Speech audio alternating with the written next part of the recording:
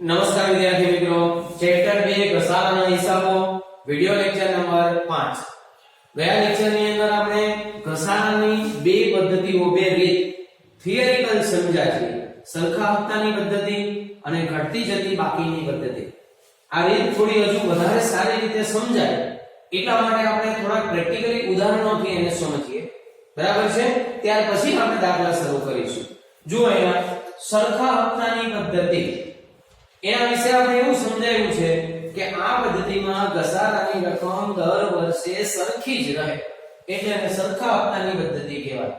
આ રીતમાં ઘસારો ગણવા માટે પડતર કિંમતની જરૂર પડે અને તમને બે સૂત્રો લખાયા છે. વાર્ષિક ઘસારો D = C - S / N અને બીજું સૂત્ર લખાયું છે D = C × R/100. બંને સૂત્રનો ઉપયોગ રકમ જોઈને નક્કી થાય કેવો કરવો તે. બરાબર છે? જ્યારે તમને બીજી પદ્ધતિ સમજાવી છે ઘટતી જતી બાકીની પદ્ધતિ. આ રીતની અંદર ઘસારો દર વર્ષે ક્રમશઃ ઘટતો જાય એટલે એનું નામ પડ્યું ઘટતી જતી બાકીની પદ્ધતિ. આ રીતમાં ઘસારો છે ને પહેલા વર્ષે પડતર કિંમત પર ગણાય, પણ ત્યાર પછીના વર્ષોમાં જે તે વર્ષની શરૂની બાકી અથવા તો શરૂની ચોપડે કિંમત એના પર ગણાય. બરાબર? બંને રીતમાં ઘસારો કઈ રીતે ગણવો એને સમજી લઈએ. જો અહીંયા ઉદાહરણ તરીકે આપણે એવું લઈએ કે 1/4/2020 માં એક યંત્ર ખરીદવામાં આવ્યું રૂપિયા 1 લાખ.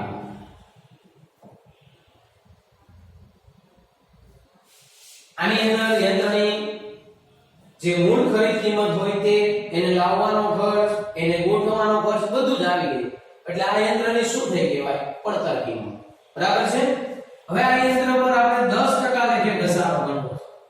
ઘસારાનો દર છે 10%.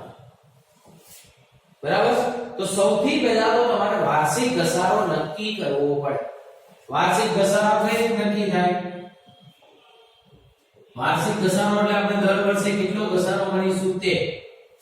તો વાર્ષિક ઘસારો આપણું સૂત્ર શું હતું? D = C × R/100. અહીંયા C એટલે પડતર કિંમત એટલે 1 લાખ.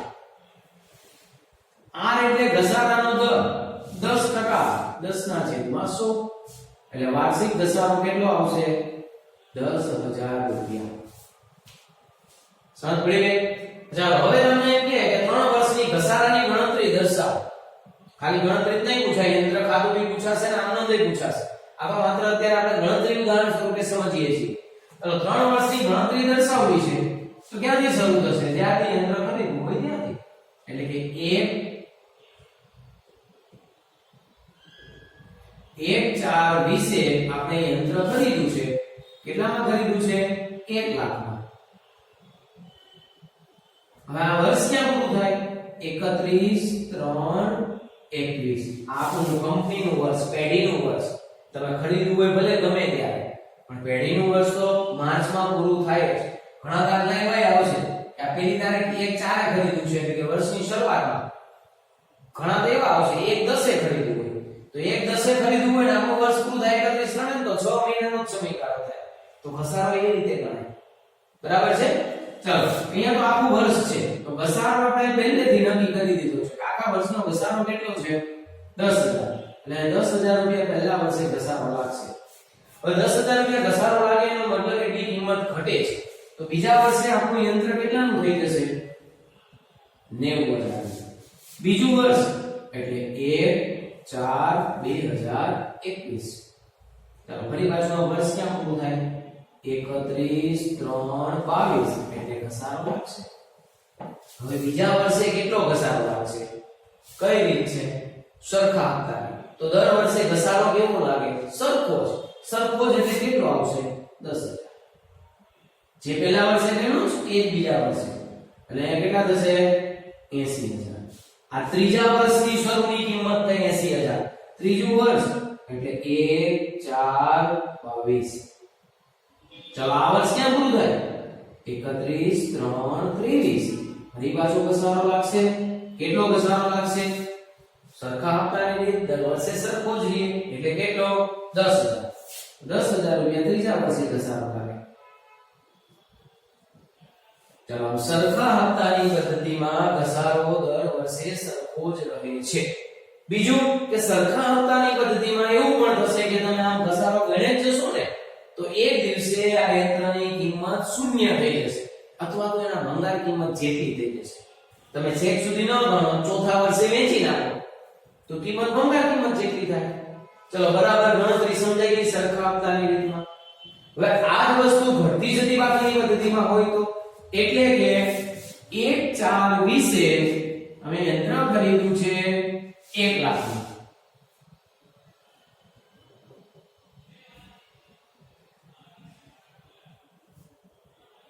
ખરીદ્યું છે બરાબર છે. આની અંદર 1 લાખમાં એની ખરીદ કિંમત, લાવવાનો ગોઠવવાનો ખર્ચ, મજૂરી બધું જ આવી ગયું એટલે આ શું થઈ ગયું પડતર કિંમત. હવે તમને એમ કે સરખા ઘટતી જતી બાકીની રીતે યંત્ર પર 10% લેખે ઘસારો ગણવાનો છે. કઈ રીત છે? ઘટતી જતી બાકીની પદ્ધતિ. આમાં વાર્ષિક ઘસારો નક્કી નહીં કરવો પડે. શું કામ?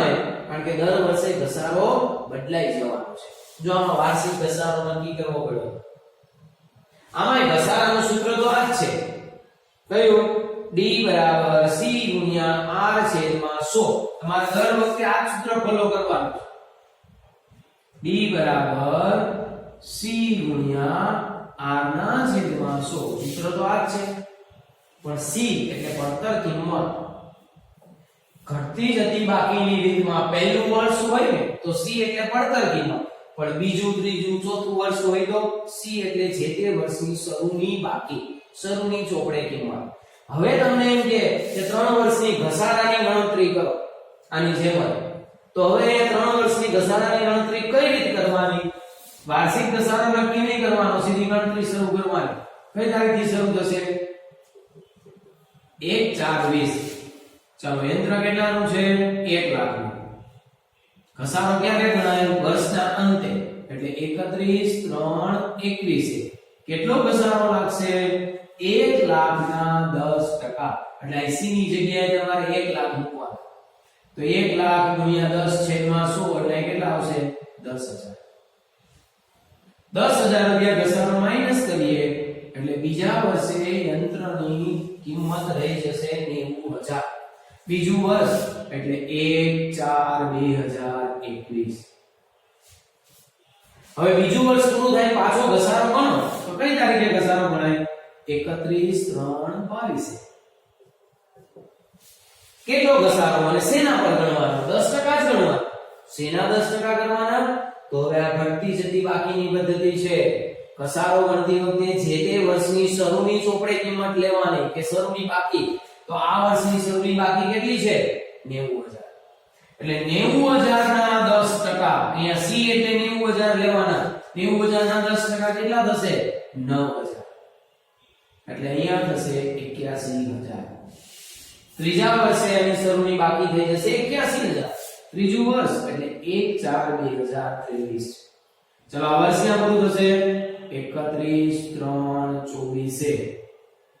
ઘસારો કેટલો લાગશે? 10%. શેના 10%? 81,000. 81,000 ના 10% એટલે 8,100. ચલો 8,100 રૂપિયા આપણે 81,000 માંથી માઈનસ કરી દઈએ એટલે 72,900. ચાલો 3 વર્ષની ઘસારાની ગણતરી મેં કરી દીધી. ઘટતી જતી બાકીની રીતે કરી અને સરખા હપ્તાની રકમ બંનેમાં સરખી હતી, છતાં જુઓ ઘસારાની ગણતરી અલગ અલગ થઈ. અહીંયા સરખા હપ્તાની રીતમાં ત્રણેય વર્ષનો ઘસારો કેવો છે? એક સરખો છે. જ્યારે ઘટતી જતી બાકીની રીતમાં ત્રણેય વર્ષનો ઘસારો જુઓ ક્રમશઃ ઘટતો જાય છે.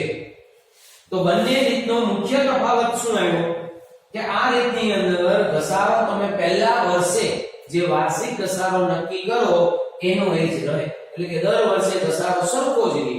જ્યારે આ રીતની અંદર પહેલા વર્ષે ઘસારો નક્કી થયો હોય તો બીજા વર્ષે બદલાઈ જાય, એટલે પહેલા વર્ષે ઘસારો નક્કી જ નહીં કરવાનો. જે વર્ષે જે કિંમત આપી છે એના એટલી ટકાવારી કરવાની. સમજ પડી ગઈ દરેકને? એટલે જો તમે સરખા હપ્તાની રીતે ઘસારો ગણો છો તો ફરજિયાત પડતર કિંમત જોઈએ છે, કારણ કે આ રીતમાં દર વર્ષે ઘસારો એની પડતર કિંમત પર જ ગણાય. જો તમે ઘટતી જતી બાકીની રીતે ઘસારો ગણો છો તો પડતર કિંમત પહેલા વર્ષે જ જોઈએ, પછીના વર્ષે પડતર કિંમતની જરૂર નથી. ચાલો આ દરેકને સમજાઈ ગયો છે. હવે હું આજને આ રીતને બીજા ઉદાહરણથી સમજાવું છું, બરાબર ધ્યાનથી સમજજો. આવી જ ગણતરી થશે પણ રકમ આપણે થોડી બદલી નાખીએ.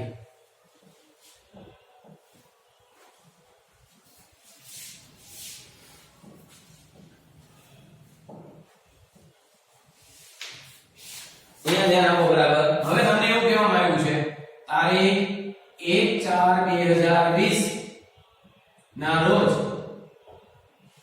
યંત્ર ખાતાની બાકી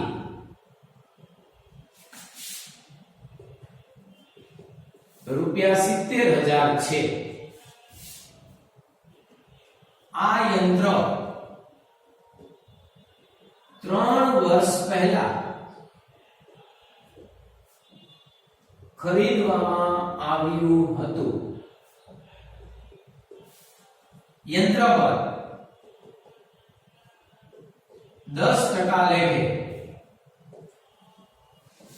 સરખા હપ્તાની પદ્ધતિ મુજબ ઘસારો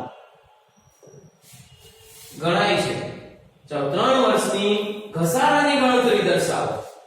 બરાબર સમજાઈ ગયું?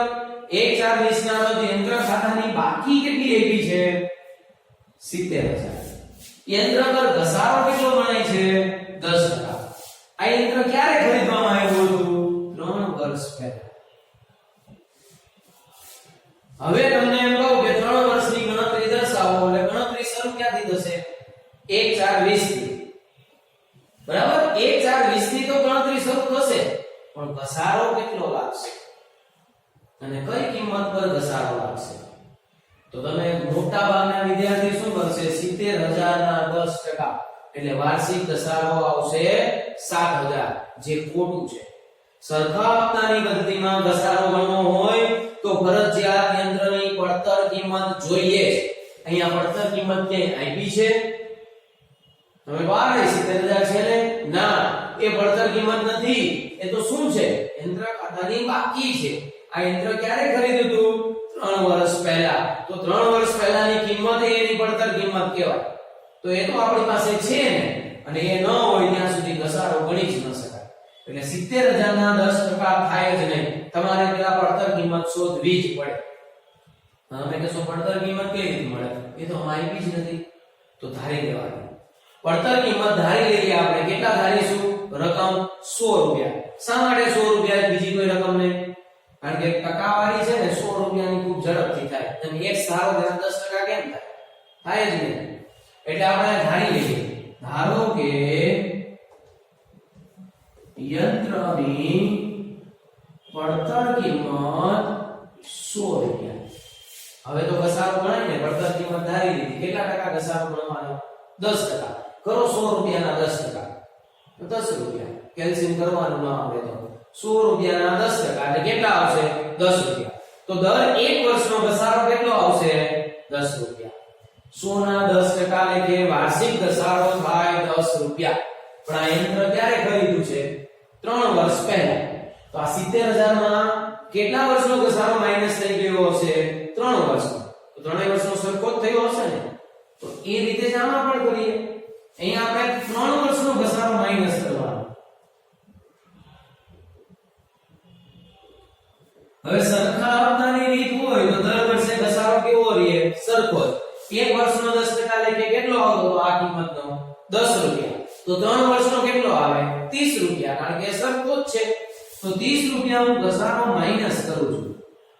તો આ ₹70 મને શું મળ્યું કહેવાય ખબર છે? ₹70 કહેવાય 3 વર્ષ પછીની ચોપડે કિંમત, અથવા તો 3 વર્ષ પછીની બાકી. આને આપણે ચોપડે કિંમત પણ બોલી શકીએ અને આને આપણે બાકી પણ બોલીએ. જે લખ્યું છે બાકી. હવે પડતર કિંમત મળશે કઈ રીતે? પદ મૂકવાનું. અહીંયા ચોપડે કિંમત, અહીંયા પડતર કિંમત. ચાલો, જે યંત્રની ચોપડે કિંમત ₹70 હોય એની પડતર કિંમત ₹100 થાય. માટે જે યંત્રની ચોપડે કિંમત કે બાકી ₹70,000 આવી હોય એની પડતર કિંમત કેટલી? તો હવે અહીંયાથી ગણતરી આવડે 70 છેદમાં જાય 100 ગુણ્યા 70000 આ 70 છેદમાં 100 ગુણ્યા 70000 એટલે કેટલા આવશે 1 લાખ રૂપિયા આ શું મળ્યું 1 લાખ રૂપિયા યંત્રની પડતર કિંમત હવે તમને વાર્ષિક ઘસારો મળે હવે બોલો વાર્ષિક ઘસારો કેટલો થાય પડતર કિંમત તો મળી ગઈ કેટલી મળી ગઈ 1 લાખ એના કેટલા ટકા 10% એટલે વાર્ષિક ઘસારો કેટલો થાય 10000 રૂપિયા હવે તમે ઘસારાની ગણતરી કરી શકો કઈ રીતે કરવાની લેવાની તારીખ આ ગણતરી આપણે આ રીતે દર્શાવી શકીએ હવે 1 4 20 આપણું યંત્ર કેટલાનું છે 70000 નું હવે અહીં પાસે 1 લાખ નહીં લેવાના નહીંતર પાછી ભૂલ થશે કારણ કે 1 4 20 તો યંત્ર 70000 નું છે તો તમે આ 1 લાખ શું કામ સુવિધા આ 1 લાખ રૂપિયા માત્ર વાર્ષિક ઘસારો નક્કી કરવા માટે જ સુવિધા છે હવે આનો ક્યાંય ઉપયોગ દાખલામાં કરવાનો નથી સમજ પડી ગઈ જ્યાં સુધી આ વાર્ષિક ઘસારો ન મળે ગણતરી ન થાય આ સરખા હપ્તાની રીત હોય ને ત્યારે એટલે હવે પાછી 1 લાખ માંડીને શરૂ ન કરવાની ગણતરી એ તો 3 વર્ષ પહેલાનું છે આપણે તો હવેથી શરૂ કરીએ તો 1 4 20 યંત્રની બાકી છે 70000 આ યંત્રનું વર્ષ પૂરું થાય 31 3 21 એટલે આના પર ઘસારો લાગશે કેટલો લાગશે 10% લેખે હમણાં આપણે ગણ્યો ને કેટલો થાય છે 10000 આ 10000 રૂપિયા ઘસારો લાગે એટલે બીજા વર્ષે યંત્ર થઈ જાય 60000 કઈ તારીખ આવે 1 4 21 ફરી પાછું આ વર્ષ ક્યાં પૂરું થાય 31 3 22 ફરી પાછો ઘસારો કેટલો ગણવાનો સરખા હપ્તાની રીત છે 10000 જ કરવાનો આ રીતે ગણતરી ચાલે એટલે સમજ પડી ગઈ આ ગણતરી ઘસારાની કઈ રીતે કરવાની છે સરખા હપ્તાની રીત હોય ને તો ફરજિયાત પડતર કિંમત જોઈએ ઘણા દાખલામાં પડતર કિંમત આપી હશે અને ઘણા દાખલામાં આવું લખ્યું હશે કે આ યંત્ર 3 વર્ષ પહેલા ખરીદ્યું હતું 4 વર્ષ પહેલા ખરીદ્યું હતું તો આ પ્રોસેસ કરવી પડશે ક્યારે આ પ્રોસેસ કરવાની પડતર કિંમત ન આપી હોય ત્યારે અહીંયા એમ કીધું હોત કે 4 વર્ષ પહેલા ખરીદવામાં આવ્યું છે તો અહીંયા કેટલા રૂપિયા 3 વર્ષનો ઘસારો માઈનસ થાય 40 રૂપિયા કારણ કે દર વર્ષનો 10 રૂપિયા 4 વર્ષનો 40 સમજ પડી ગઈ બધાને ચલો આ જ રકમ હવે ઘટતી જતી બાકીમાં છે આ જ રકમ તારીખ 1/4/20 ના રોજ યંત્ર ખાતાની બાકી રૂપિયા 70000 છે આ યંત્ર 3 વર્ષ પહેલા ખરીદવામાં આવ્યું હતું યંત્ર પર 10% લેખે વાર્ષિક ઘસારો ઘટતી જતી બાકીની રીતે ગણવું છે રકમ આની યાદ છે આ સરખા હપ્તાની રીત હતી હવે ઘટતી જતી બાકીની રીતે ઘસારો ગણો તો અહીંયા યંત્રની બાકી કેટલી છે 70000 વાર્ષિક ઘસારો છે 10% તો આની જેમ પહેલા અહીંયા પડતર કિંમત શોધવી પડશે ના નહીં શોધવી પડે શું કામ છે કારણ કે ઘટતી જતી બાકીની રીતમાં ઘસારો ગણવા માટે દર વર્ષે પડતર કિંમતની જરૂર પડતી જ નથી પહેલા વર્ષે જ પડતર કિંમત જોઈએ પછીના વર્ષે તો જે તે વર્ષની શરૂની બાકી આવે તો અહીંયા તમને 1/4 ની 70000 બાકી આપી છે ને તો ગણતરી ત્યાંથી જ શરૂ થઈ ગઈ એટલે ઘસારાની ગણતરી આ રીતે થશે 1/4/2020 કેટલી બાકી આપી છે 70000 હવે આ વર્ષ ક્યાં પૂરું થાય 31/3/21 એટલે આના ઉપર ઘસારો લાગશે 10% એ 10% શેના કરવાના તો 70000 એટલે કેટલા આવશે 7000 ચલો 7000 રૂપિયા માઈનસ કરીએ એટલે અહીંયા આવશે 63000 વર્ષ બદલાઈ ગયું નવી તારીખ આવે 1/4/21 ફરી પાછો વર્ષ પૂરું થાય 31/3/22 એટલે પાછો ઘસારો લાગે 10% જ લાગે પણ શેના 10% 63000 63000 ના 10% એટલે 6300 હવે બોલો સમજ પડી બંને રીતમાં શું તર્ક છે સરખા હપ્તાની રીતમાં ઘસારો ગણવા માટે ફરજિયાત પડતર કિંમત જોઈએ જો દાખલા પડતર કિંમત નથી આપી તો આ રીતે પડતર કિંમત શોધો અને પછી ગણતરી કરો ગણતરી તો બંનેની 70000 થી જ શરૂ થઈ છે પણ બંનેનો ઘસારાની રકમ જુઓ બદલાઈ ગઈ છે. એટલે સરખા આપનારી રીત હોય અને પડતર કિંમત નથી આપી તો પેલા પડતર કિંમત શોધો પછી ગણતરી કરો ઘસારાની. જ્યારે ઘટતી જતી બાકીની રીત છે અને પડતર કિંમત નથી આપી તો પડતર કિંમત શોધવી પડે નહીં, ડાયરેક્ટ સીધી જ ગણતરી શરૂ થાય. સમજ પડી ગઈ દરેકને? આ પ્રેક્ટિકલી મેં તમને બંને રીત સમજાવી, બરાબર છે? બરાબર ધ્યાનથી આ રીત સમજવાની છે અને હવેથી આગળથી રીતથી આપણે હિસાબી નોંધો અને દાખલાઓ શરૂ થશે. ઓકે, જય શ્રી કૃષ્ણ.